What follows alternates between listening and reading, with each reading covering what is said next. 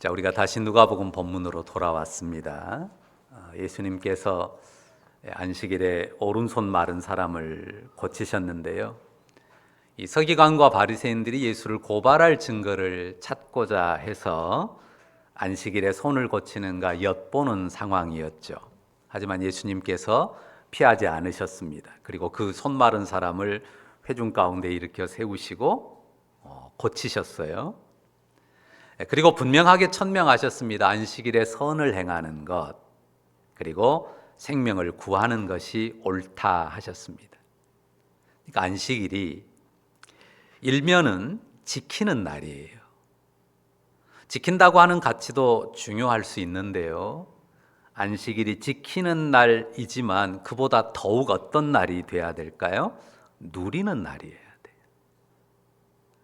지키는 날로 고착되게 되고 그것이 얽매이는 것이 되면 잘못 가는 겁니다. 지키는 날이면서도 더욱 누리는 날이 돼야 합니다. 생명과 기쁨을 회복하고 그 생명과 기쁨을 누리는 그리고 나누는 날이라고 하는 것입니다. 하지만 이미 말씀드린 것처럼 모이는 사람들이 거룩하지 못해요. 성회로 모이지만 모이는 이들이 사람이기 때문에 항상 시험거리가 있다고 했습니다. 그래서 성회지만 이 거룩함의 출처는 사람이 아니다 그랬어요. 사람에게서 거룩함의 출처를 찾으려고 하면 아주 빗나가게 됩니다. 하나님의 거룩한 빛 때문에 성회예요. 그 빛 아래 씻음과 새롭게 하심을 받는 성회라고 하는 사실을 기억해야 합니다. 그리고 십자가와 부활이 그 복음이 참된 안식을 주고 그 복음 안에 영원한 안식이 있다고 하는 이 중요한 신약교회의 믿음 때문에 7일 토요일 안식일이 주일 주간의 첫날 일요일 예배로 바뀌게 됐다라고 하는 사실을 분명하게 정리하고 있어야 된다고 했습니다. 이것을 제대로 정리하고 있지 못하면 제7안식일 계통의 그런 이단들에게 미혹될 수가 있습니다. 자, 이제 이어지는 본문을 보실까요? 자, 예수께서 안식일에 오른손 마른 사람을 고치시자 이 사람들의 반응이 어떠했는지 나와요. 11절 보실까요? 11절 읽지는 않았는데요. 그 전의 본문입니다. 11절 뭐라고 나오나요? 그들은 노기가 가득하여 예수를 어떻게 할까 하고 서로 의논하니라 그랬어요. 이 같은 내용이 나온 마가복음 3장에는요 더 정확하게 나와 있어요. 바리새인들이 나가서 곧 헤롯 왕과 함께 어떻게 하여 예수를 죽일까 의논했다. 이렇게 구체적으로 쓰고 있습니다. 그러니까 그들이 노기가 가득했다고 하는 수준이 어느 정도인지 알 수 있죠. 저걸 죽여 없애버려야 되겠다라고 마음 먹을 정도로 그들의 분노가 대단히 컸습니다. 그런 분위기였어요. 이때 예수님께서 어디로 가서 무엇을 하십니까? 12절 보시죠. 같이 읽어볼까요? 12절 같이 읽습니다. 이때 예수께서 기도하시러 산으로 가사 밤이 새도록 하나님께 기도하시고, 그러니까 이 서기관과 바리새인들의 심지어는 이 살해의 위협이라고 할 수 있는 그런 배척과 위험에 직면한 상황에서 하나님의 아들이 어떻게 하셨습니까? 그가 하나님의 아들이시지만 한 사람의 지금 인생으로 서셨잖아요. 그래서 그가 한 사람의 인생으로서 하나님 아버지께 아뢰며 기도하는 자리에 나아갑니다. 그러니까 하늘 아버지와의 교통 안에서 그 기도 속에서 길을 찾으시는 거죠. 그래, 기도하러 산으로 가셨고요. 밤이 새도록 하나님께 기도하셨습니다. 자, 우리나라에 한참 부흥의 때에는 이 산기도하러 가는 사람들이 굉장히 많았고 또 철야기도하는 사람들도 굉장히 많았습니다. 물론 의미 있는 일이지만 반드시 산이어야 한다거나 반드시 밤을 새야만 하는 것은 아닙니다. 중요한 것은 한적한 곳, 조용히 하나님과 교통하는 시간이 중요합니다. 우리 삶이 마주하는 힘겨운 일들이 얼마나 많습니까? 예수님처럼 어떤 누구에겐가 배척을 받기도 하고요. 또 어떻습니까? 내가 악을 행한 것도 아닌데 선을 행하려고 했는데 정반대의 대접을 받아서 마음이 억울하고, 또 한편으로는 어이없는 그런 참 허전한 상황에 처하기도 합니다. 그렇기만 합니까? 우리가 예상치 못한 사고를 만나기도 하고, 뜻하지 않은 심각한 질병을 만나서 인생의 위기를 맞기도 합니다. 그 어떤 상황에서도 필요한 것이 있습니다. 뭡니까? 그렇습니다. 기도죠. 그 어떤 상황에서도 필요한 것은 하나님의 아들이 보여준 것처럼 하나님 앞에 나아가 기도하는 일입니다. 기도의 자리. 그러니까 그리고 밤을 샜다고 하는 그 시간은 기도의 자리, 그리고 기도의 시간, 그것을 확보해야 되는 것을 보여줍니다. 하나님 앞에 아뢰고 그분 앞에 내려놓아야죠. 그러면서 그분의 지혜를 구하고 답을 찾아야 되는 것입니다. 우리가 하나님의 아들에게서 그런 기도의 본을 보는 것입니다. 여러분은 기도 자리는 어디이고 여러분의 기도 시간은 언제입니까? 그냥 기도해야 된다 막연하게 생각만 할 게 아니고요.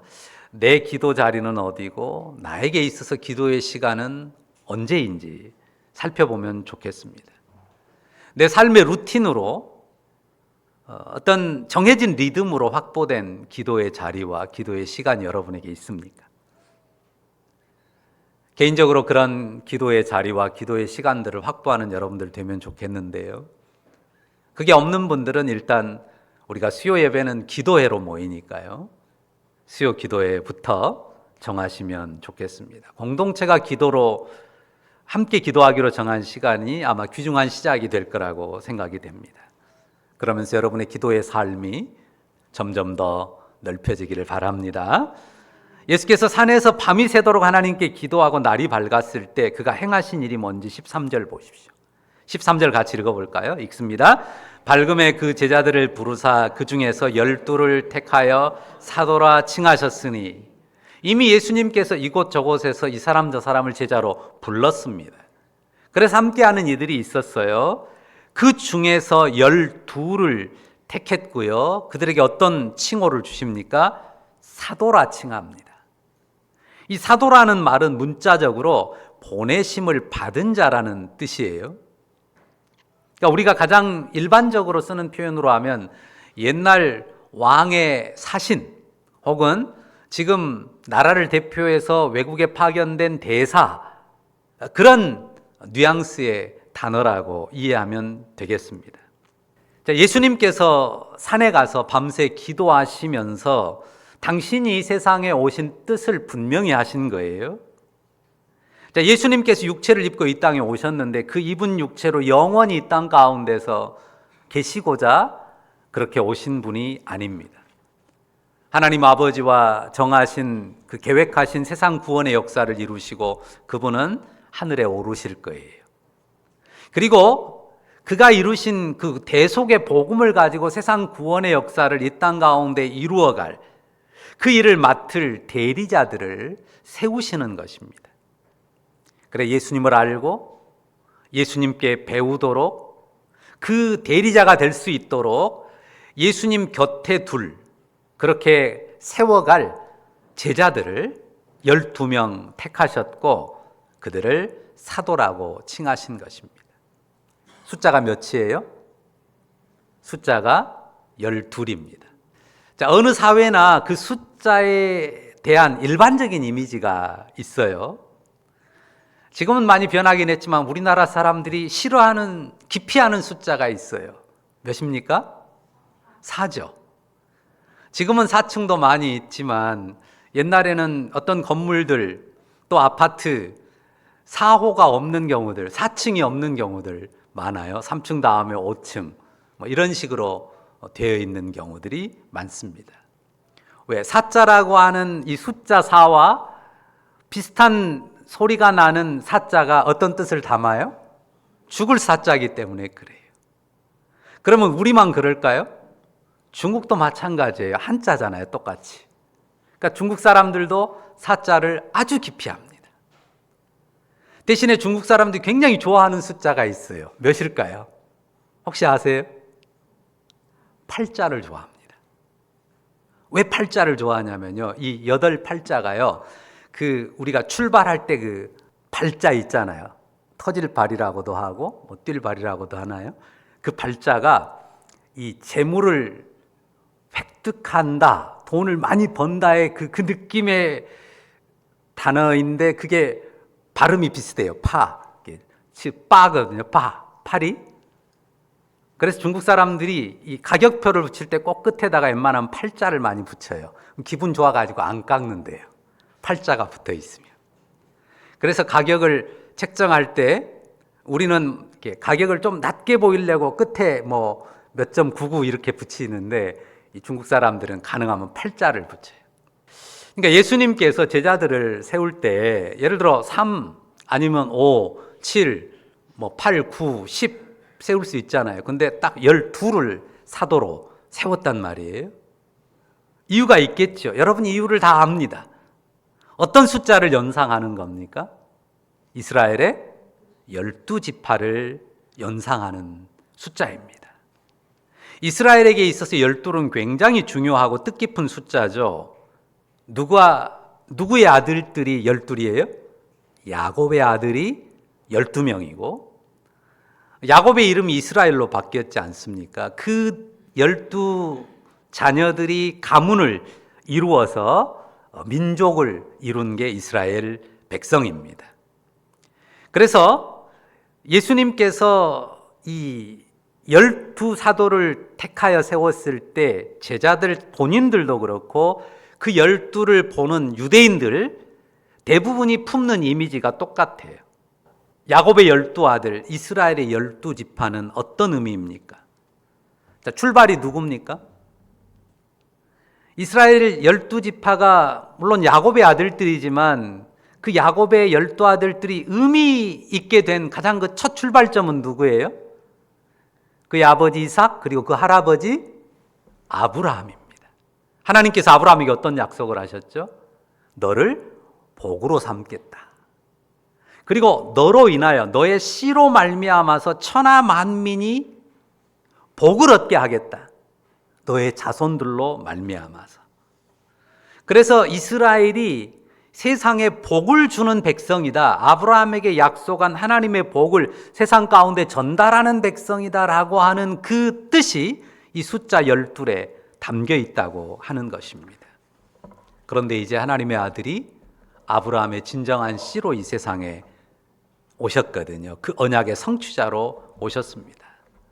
예수님께서 그 몸으로 이제 세상 만민을 복주는 구원 역사를 이루실 거예요. 그러니까 이제는 새 이스라엘 하나님의 나라를 이루실 것이란 말입니다.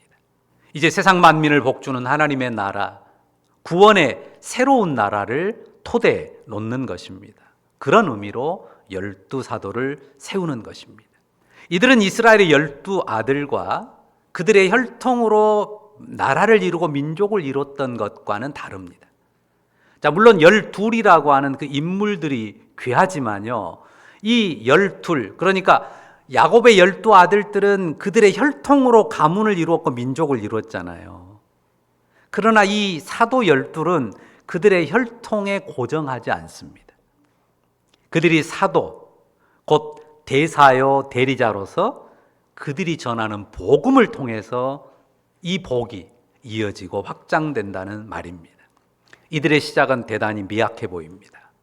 사실 지금 하나님의 아들까지도 이 바리새인과 서기관들이 잡아 죽이려고 위협하는 그런 형편 아닙니까? 자, 사도라 지금 부름받은 이 12사람은 어쩔까요? 이 12사람의 이름이 지금까지 이어오는 역사 속에서 2000년 넘게 많이 회자되고 또 많은 사람들에게 붙여진 명명되는 이름이지만요. 이 사람들은 사실은 보잘것없는 사람들입니다. 자, 14절에 그 이름들이 나오는데요. 이 사람들은요, 쉽게 말해서 당시 유대 사회에서 요즘 우리가 쓰는 표현으로 하면 흙수저들이에요. 은수저도 아니고 동수저도 아니고 금수저는 더욱 아니고 흙수저들입니다. 자, 14절부터 한번 보실까요? 그러니까 이름을 한번 우리가 읽어볼까요? 같이 읽습니다. 곧 베드로라고도 이름을 주신 시몬과 그의 동생 안드레와 야고보와 요한과 빌립과 바돌로메와 마테와 도마와 알페오의 아들 야고보와 셀롯이라는 시몬과 야고보의 아들 유다와 예수를 파는 자들 가룟 유다라. 이 이름들은 유대 사회에서는 흔한 이름이고 익숙한 이름이지만요. 그러나 이 사람들이 어떤 사람이었는가 자세한 기록은 없지만, 그러나 성경을 통해서 모두에게 확인된 건 뭡니까? 이 사람들이 대부분 어느 지역 사람들이에요? 유대 중심부의 사람들이 아니고 갈릴리, 예루살렘의 소위 강남 3구에 사는 사람들이 아니고 이 갈릴리 외곽에 사는 사람들입니다. 대부분 어부 출신이에요. 그리고 마태는, 여기 마태라고 나오는 사람은 5장에 우리가 이미 봤던 레위라고 하는 사람과 동일 인물입니다. 세리죠. 이스라엘 사람들에게서 온갖 손가락질을 당했던, 멸시를 받았던 인물입니다. 그리고 뒷부분에 셀롯이라는 시몬 이렇게 나오는데, 이거는 그냥 문자 그대로 옮긴 건데요. 다른 새 번역에는 열심당원인 시몬이라고 나와요. 또 번역이 이제 각주가 붙어 있는데요. 또는 혁명당원이라고 붙어 있습니다. 그러니까 현대적으로 말하면 소위 혁명, 반정부 투사 출신이라고 하는 거죠. 자, 공통점이 있어요. 공통점이 뭡니까? 유대 주류 사회에 속하지 않은 인물들이에요. 그러니까 비주류예요. 외곽 인물들입니다. 아웃사이더들입니다. 그러니까 알아주는 가문 출신이나 유대 명문 랍비 문화에서 수학한 그런 엘리트는 아무도 없습니다. 하나님의 아들께서 이 땅에서 당신의 대리자로 세울 사도로 택하여 세운 사람들이 이렇습니다. 그런데 이 사람들이 인류 역사에 가장 추앙받는, 흠모하는 이름을 가진 사람들이 되었다고 하는 것입니다. 지금 이 지구 전체를 돌아다니며 어디를 가도 이 사람들의 이름이 있습니다. 심지어는 우리나라에도 이 이름이 많아요. 제 사위도 이름이 요한이잖아요. 요한이란 이름이 세상에 얼마나 많은지 몰라요. 예수님 제자 중에 한 사람. 영어로는 요한인데요. 불어에 가면 발음이 좀 바뀌어요. 장, 볼, 사르트르 이러잖아요. 이 장이 불어에서는 요한입니다. 독일어에서는 한스입니다. 그다음에 스페인어로 가면 후안입니다. 또 이태리로 가면 발음이 또 많이 바뀌어요. 조반니예요. 돈 조반니 그러 있잖아요. 요한이 그렇게 불립니다. 그러면 슬라브권에 가면 이름이 또 바뀌어요. 러시아에. 다 요한인데요. 거기 가면 이반이에요. 이반이라는 이름이 엄청 많거든요. 전부 예수님이 사도로 부른 요한의 이름. 또 어떻습니까? 필립. 주로 왕들의 이름에 필립이 굉장히 많죠. 또 제임스, 피터, 이들의 이름을 역사 안에 수없이 많은 시기에 또 세상 모든 곳에서 그들의 이름을 채용하고 그들의 이름을 붙였다고 하는 것입니다. 그러니까 예수님께서 사도라고 이들을 칭했을 때는 정말 보잘것없는 이름이었어요. 어느 누구도 추앙하지 않는 이름이었습니다. 그렇지만 역사 안에서 그들이 그토록 이 세상, 온 세상 가운데 드넓게 지구 어느 쪽에서든, 그리고 역사 안에 어느 시기에서든 오래도록 사랑받는 이름이 되었어요. 이유가 뭡니까? 이들의 출신이 특별했기 때문입니까? 아니죠. 누구를 만났기 때문이에요? 주 예수님을 만났기 때문이에요. 그리고 주 예수님께서 그들을 사도로 칭하시고 부르셨는데, 그 주님이, 그들을 사도로 칭하고 부르신 주님이 위대하신 까닭입니다. 우리가 흔히 하는 이야기지만요, 어떤 명기를 만드는데 재료도 중요합니다만은 더 중요한 것은 뭡니까? 명장의 손에 들리는 거예요. 재료가 얼마나 좋으냐, 이것도 중요하죠. 그렇지만 더 중요한 것은 명장의 손에 들려지면 명기가, 하찮은 재료라도 명기가 되는 거예요. 좋은 악기가 좋은 소리를 내지만 악기보다 연주자잖아요. 그 음악에 있었던 고장들은 어떻습니까? 현이 끊어진 악기를 가지고도 명연주를 합니다. 바이올린의 파가니니가 굉장히 유명하잖아요. 바이올린 연주하다가 현이 끊어졌어요. 근데 나머지 그 현만을 가지고도 아주 놀라운 음악을 연주를 합니다. 나중에는 현을 끊어가면서 하나만 남기고까지도 굉장한 연주를 만들어내기도 합니다. 우리 은지자매 반주하지만 우리가 치면 소리가 띵띵 별로지만 이 전문가가 착 치면 굉장한, 악기가 좀 부족할지라도 굉장한 소리가 나는 것과 마찬가지입니다. 이 제자들이 유대 사회에서는 보잘것없는 사람들이었습니다. 하지만 그들을 택하시고 그들을 다루시고 만져가시고 세우시는 분이 거장이고 명장이시니까요, 그들이 하나님 나라의 초석으로 귀하게 세워질 수가 있는 것입니다. 자, 중요한 것이 무엇인지 확인됩니다. 중요한 것은 주 예수님과 함께하는 것이. 내 출신, 배경, 어떤 조건, 환경, 그런 것들보다도 어떤 조건과 환경에서도 주 예수님과 함께하는 것, 그리고 그분의 가르침을 받는 것입니다. 그분의 교훈을 받고 그분의 훈련을 받고 그분의 손길에 의해서 다루심을 받는 것입니다. 이 시간 예배하는 여러분들, 우리가 예수님과 함께하는 자리에 세워진 줄로 믿습니다. 그분의 다루심을 받는 사람들이에요. 그분의 은혜의 택하심을 받는 백성들이라고 믿습니다. 이 사도들도요, 이렇게 딱 택함 받은 그 이후로부터 그냥 완벽하게 막 만들어져 간 게 아니에요.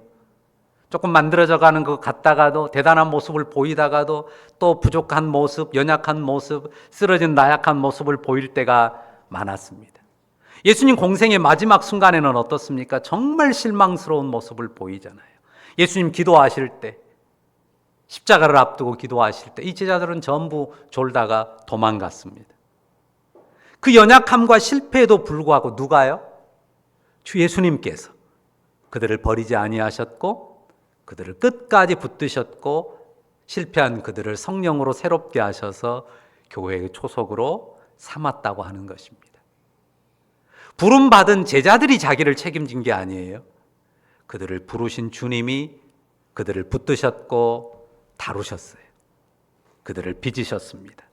동일하게 여러분을 부르셨고 붙드시고 다루시고 빚어가시는 주님이신 줄 믿습니다. 자, 한 가지 의미 있는 이름만 들추고 맞추려고 합니다. 자, 16절 끝에 어떤 이름이 나옵니까? 아주 독특하게 예수를 파는 자들 가룟 유다가 있습니다. 자, 유다가요, 이 가룟이라는 말은 이스케리옷이라는 그 지역 이름입니다. 그 출신이다. 대부분 갈릴리 출신인데 이 사람만 이스카리옷이라고 하는 남부 출신이에요. 예수님 공생의 내내 다른 제자들과 함께 사도라고 하는, 사도로 택하심을 받은 그 이름을 가지고 함께 했습니다. 그러나 끝끝내 예수님을 배신하고 말았습니다. 여기에 대해서 우리가 어떤 신학적인 설명들을 막 붙일 필요는 없습니다. 그냥 아주 쉽게 한 가지만 생각하면 좋겠습니다. 예수님도 배반을 당하셨어요.